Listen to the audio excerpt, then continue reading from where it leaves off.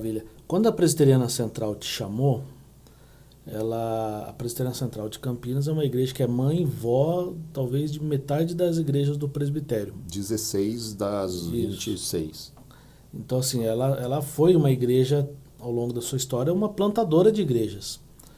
E você mencionou que ela se perdeu ao longo da história e está agora tentando, através da Metropolitana, retomar essa perdeu. cultura. Eu acho que essa visão, que é aquilo que você falou, né? Que durante um tempo parece que se deixou esfriar. Né? Eu acho que se deixou esfriar um pouco disso, não só nessa, mas talvez na maioria das igrejas.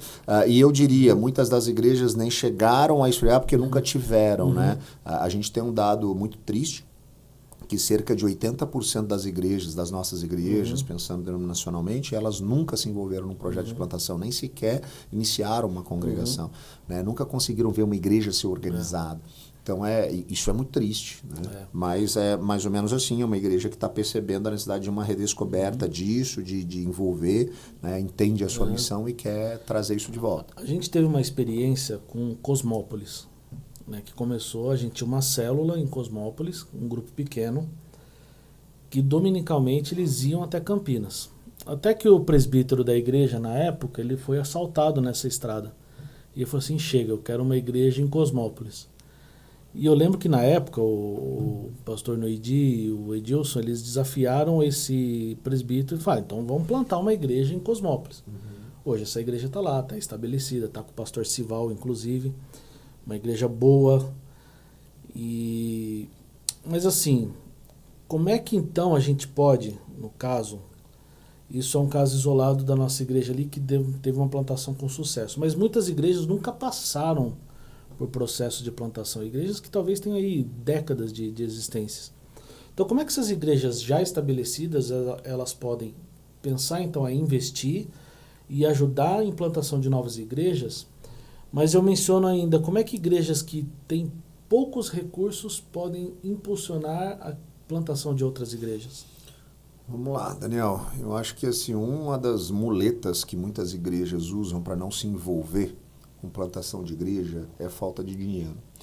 E eu diria que essa é um discurso furado. Né? Porque se você tem uma igreja que ela quer muito fazer isso, ela sonha em ver acontecer, ela estrategicamente está disposta, né, a se envolver de diversas maneiras, orando, estando apoiando estrategicamente, até cedendo pessoas ali que estão apaixonadas por aquilo e que vão estar ali, a falta de recursos ela não é um problema, porque hoje a gente tem inúmeras possibilidades de levantar recursos para igrejas que querem fazer isso.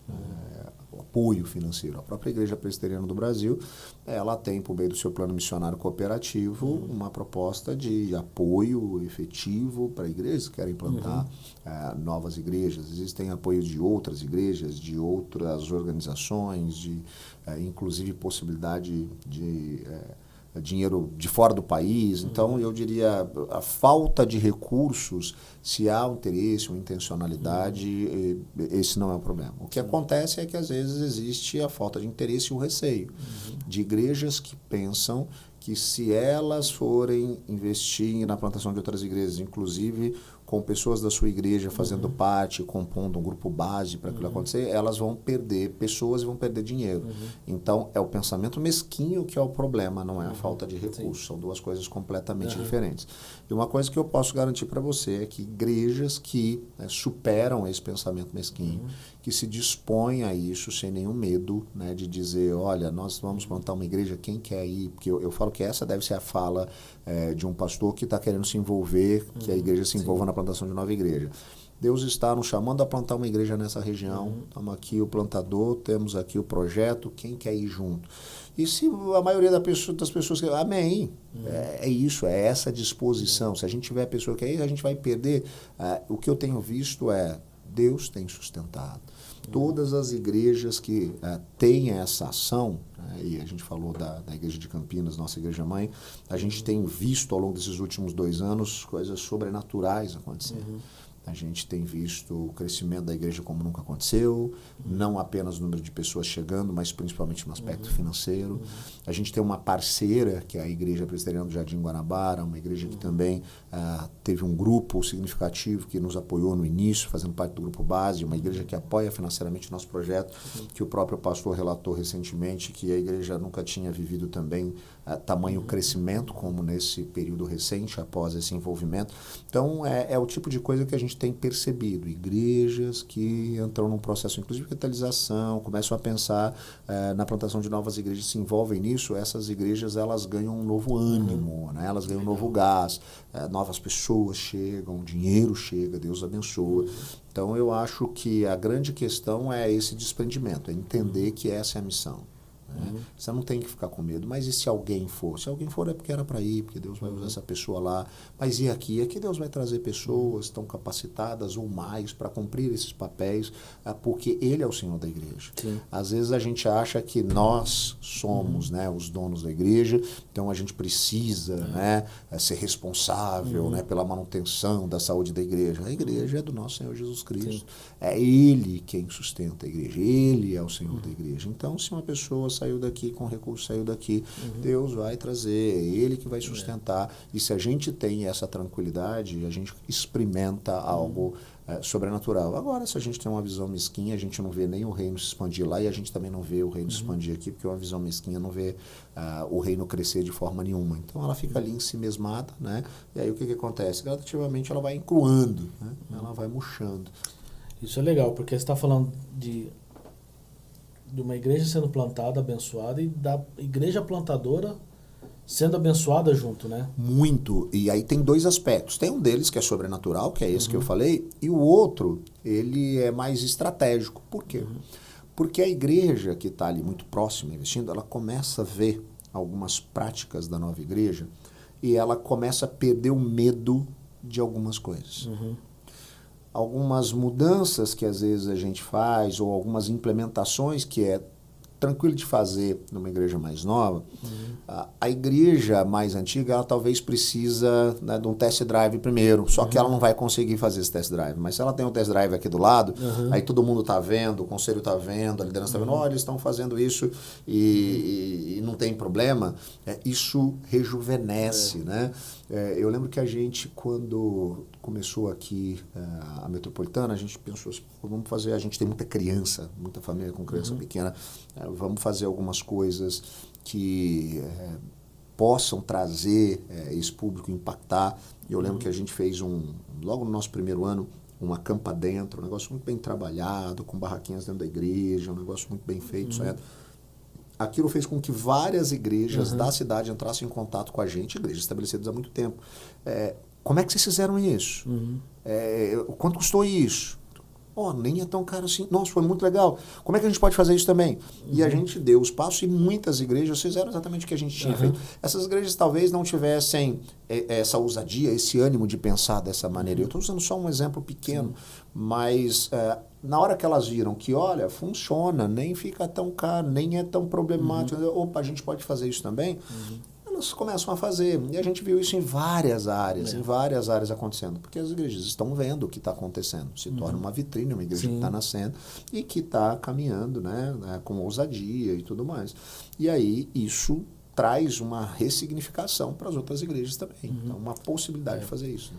É legal você falar isso porque o que acontece lá na Metropolitana, ela impacta todas as igrejas que estão ao redor delas. Eu fui tomar um café esses dias com um pastor e ele falou assim, cara, eu tô querendo fazer algo. Eu falei assim, e eu tô vendo que na Metropolitana eles fizeram e tá dando certo. E eu tô querendo fazer aqui.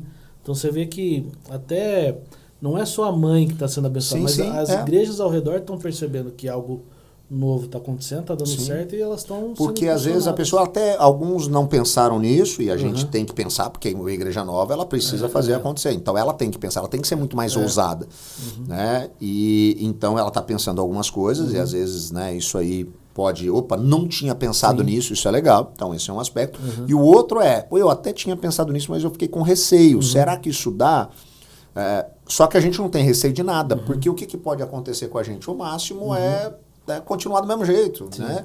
É interessante, eu lembro que quando a gente fez a decisão em Jaguariúna de mudança de horário de culto, eu pensei, falei, cara, a gente vai fazer isso, mas o que vai acontecer? Pô, se a gente está entendendo que não está dando certo, não está sendo legal aqui, se a gente mudar aqui, eu olhei, eu lembro que eu falei assim, pior do que tá não vai ficar, né? Se a gente não tem nada, ficar sem nada é igual a nada, né? Isso é complicado para uma igreja que já tem uma certa estrutura, mas a gente consegue fazer esses arrombos assim, né?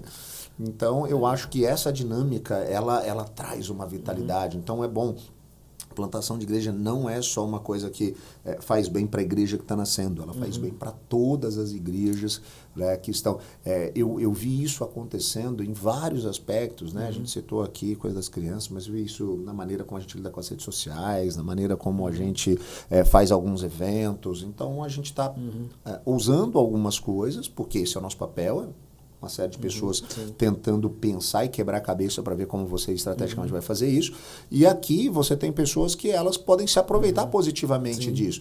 E para mim isso é um privilégio, isso não é um problema. Eu lembro que quando algumas igrejas usam algumas coisas de estratégias ou fazem algumas coisas, né, exatamente como a gente faz, algumas delas até de maneira muito direta, entrando em contato e pedindo, a gente quer fazer, e a gente diz, olha, esse é o caminho, e eles fazem exatamente igual. Outras não fazem o contato, mas fazem, né, olham e copiam, e algumas pessoas, o pessoal está fazendo, né, igual. Isso para mim não é um problema. Isso não é um problema. Isso para mim é uma grande alegria. Isso para mim é uma resposta de que, olha só, aquilo que a gente queria propor como igreja, né, isso tem impactado outras igrejas, né, isso tem feito a diferença em outras igrejas, tem levado ao crescimento de outras igrejas, que é o que a gente quer, né, a gente quer a expansão do reino. Eu não quero ter uma igreja grande com um monte de igreja morrendo, eu quero um monte de igreja tomando conta da cidade, aquilo que eu falei. Eu não acho que mais uma igreja, assim, tanto que a gente já está sonhando, se preparando para o início, né, de mais um grupo base para a plantação de mais uma igreja dentro dessa mesma perspectiva, porque eu sempre digo que uma igreja ela não está completa, ela não está organizada no dia que um concílio diz que ela está preparada para se emancipar. Eu entendo que uma igreja ela cumpriu o seu papel na plantação e o processo ele cumpriu o seu papel quando ela está plantando outra igreja. Ela está agora pegando aquilo que foi depositado nela de expectativa, de recurso, de esperança e fazendo isso numa nova igreja. Esse é o desenvolvimento desembocado, um projeto de plantação. Aí...